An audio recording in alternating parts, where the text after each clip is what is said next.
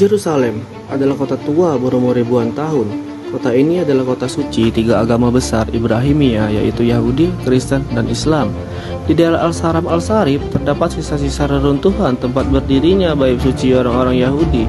Sedangkan di dalamnya terdapat Masjidil Aqsa dan kubah batu, tempat di mana berpijaknya Nabi Muhammad SAW sebelum naik ke Sidratul Muntaha pada peristiwa Isra Mi'raj. Menurut orang Yahudi, kubah batu itu tempat di mana Abraham mengorbankan anaknya Ishak. Sedangkan di kawasan Kristen terdapat gereja makam kudus. Tempat itu sangat penting bagi orang Kristen karena bersangkutan dengan kelahiran, kematian, kebangkitan Yesus Kristus. Kota ini kerap diziarahi oleh para penganut tiga agama besar ini, dan kota ini sering terjadikan ladang peperangan dari dahulu kala hingga sekarang ini. Dahulu kala, pada abad ke-6, dunia timur dikuasai oleh dua kekuatan berkuasa kala itu, yaitu Kekaisaran Bizantium dan Kekaisaran Persia. Sedangkan di Yerusalem dikuasai oleh Kekaisaran Bizantium, dan disinilah awal Islam ikut ambil adil di dunia timur kala itu pada tahun 630-an. Sebelum itu, pada tahun 570 lahirlah seorang pria di tanah Hijaz dan membawa ajaran Islam pada tahun 611. Dialah Nabi Muhammad SAW. Saat Nabi berumur 40 tahun, sedang berada di Gua Hiro di sebelah kota Mekah di Jabal Nur, dan disinilah datangnya malaikat Jibril yang membawakan surat pertama dalam Al-Quran, yaitu surat Al-Alaq ayat 1-5. Dan inilah awal mula kenabian Nabi Muhammad SAW untuk membawa ajaran tauhid dan akan menyebar luas sampai ke seluruh dunia hingga sekarang ini. Pada awal kebangkitan Islam, Yerusalem berada di bawah Kekaisaran Bizantium. Kota ini jatuh ke tangan kaum muslimin pada masa kekhalifahan Umar bin Khattab yang dipimpin pada tahun 634. Umar mengirimkan komandan perangnya Abu Ubaidah bersama dua sahabat Nabi lainnya, Khalid bin Walid dan Ammar bin As, untuk menyebarkan ajaran Islam. Ketika mereka tiba di tanah Levan, mereka mulai mengepung Yerusalem pada tahun 636. Mereka memblokade jalur pasokan pangan ke dalam kota. Setelah pengepungan selama 6 bulan, pada tahun 637 pemimpin kota Yerusalem terpaksa harus berunding dengan pasukan muslim. Ia rela menyerahkan kota Yerusalem, tapi dengan syarat ia rela menyerahkannya langsung kepada Khalifah Umar. Khalifah Umar pun berangkat dari Madinah ke Yerusalem pada tahun 637 dan tiba di Yerusalem pada bulan April tahun 637. Saat berada di kota suci itu, Umar diajak berkeliling kota termasuk menyinggahi gereja makam kudus. Ketika sampainya di gereja, datanglah waktu sholat. Para pendeta di dalam gereja menawarkan Umar untuk sholat di dalam gereja, namun Umar menolak dengan alasan takut di kemudian hari kaum muslimin akan mengubah gereja tersebut menjadi masjid dengan dalih Umar pernah sholat di gereja tersebut. Hal itu menurutnya akan menzolimi hak-hak umat Kristen, dan sebagai gantinya Umar sholat di luar gereja, tepatnya di bagian selatan. Dan disinilah berdirinya Masjid Umar bin Khattab. Setelah itu kunci gereja tersebut diserahkan kepada Umar, namun Umar kemudian menyerahkan kunci gereja tersebut kepada seorang muslimin asal Madinah yang tinggal di Yerusalem. Hingga hari ini keluarga muslim tersebut masih memegang kunci gereja tersebut.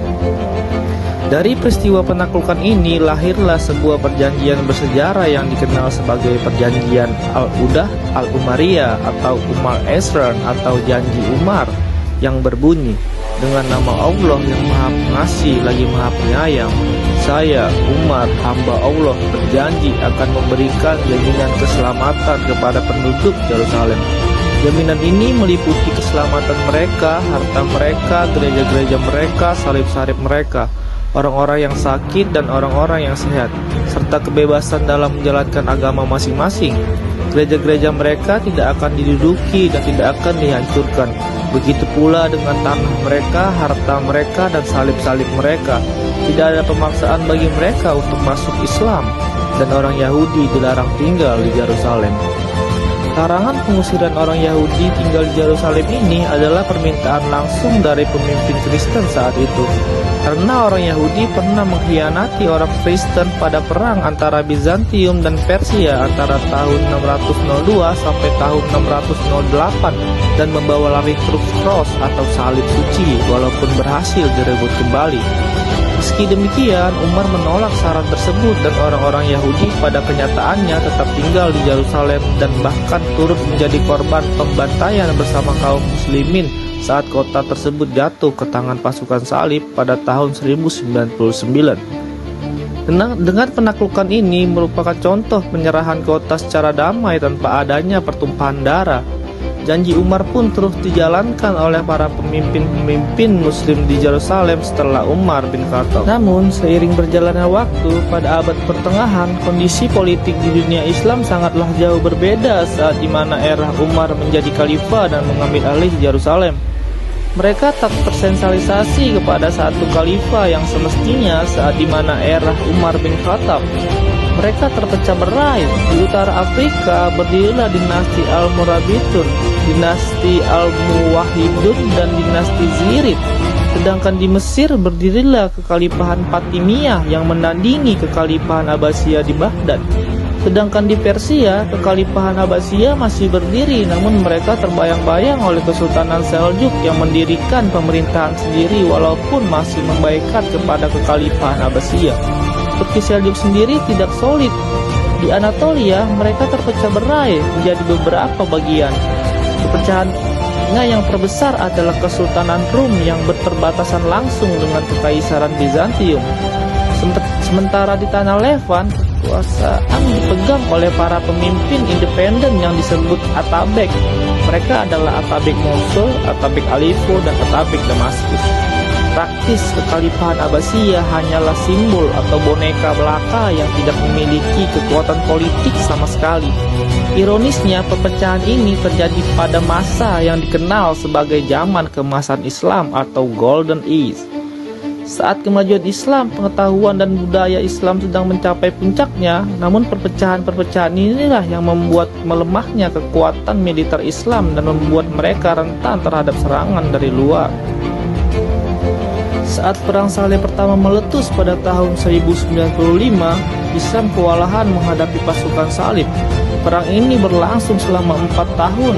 Akhirnya pada tahun 1099, tentara salib berhasil merebut Yerusalem dan melakukan pembantaian massal terhadap penduduk Muslim dan Yahudi di Yerusalem.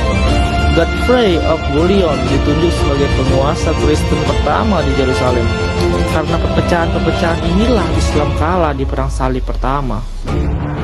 Karena perpecahan di dunia Islam, kaum muslimin terus-menerus mengalami kekalahan dalam peperangan melawan pasukan salib, hingga terjadinya Perang Salib kedua pada tahun 1147. Di tengah kekacauan itu, muncul seorang pemimpin visioner bernama Nuruddin Zanki yang memimpin dinasti Zengid. Ia bercita-cita menyatukan umat Islam di bawah satu komando untuk merebut kembali Yerusalem. Namun takdir berkata lain. Nuruddin wafat pada tanggal 15 Mei 1174 sebelum berhasil mewujudkan cita-citanya.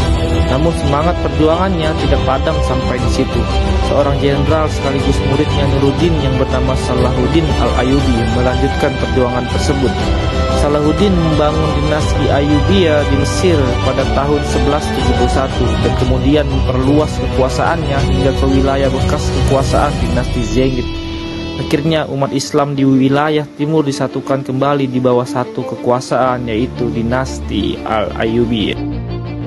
Puncak dari semuanya adalah kemenangan besar Salahuddin di Perang Hattin pada 4 Juli 1187. Dalam pertempuran ini, ia berhasil mengalahkan pasukan salib dan menawan Raja Guy of Lusignan. Setelah kemenangan ini, Salahuddin menaklukkan kota-kota di pesisir pantai seperti kota Tiberias, Jaffa, dan Acre. Dan akhirnya pada bulan Oktober 1187, Yerusalem berhasil direbut kembali oleh umat Muslim. Tidak seperti tahun 1099, penaklukan kali ini dilakukan secara damai tanpa pembantaian dan menghormati penduduk dan tempat-tempat suci lainnya. Dengan jatuhnya Yerusalem ke tangan pasukan Muslim, ini menandakan berakhirnya kekuasaan Kristen di Yerusalem dan sekaligus menandakan berakhirnya Perang Salib kedua.